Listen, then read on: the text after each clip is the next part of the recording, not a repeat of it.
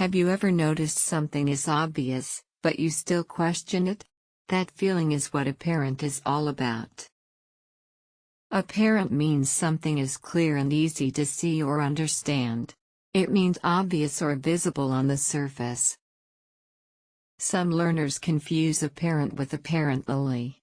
Also, apparent does not always mean true, only that it seems clear to you.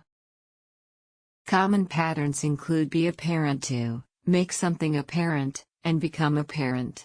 Use these to show something is clear. It was apparent that she was upset.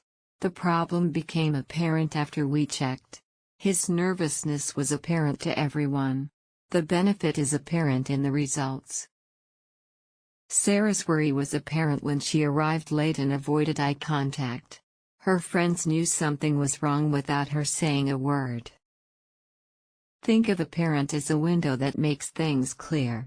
What you see through the window is easy to understand, that's what apparent means.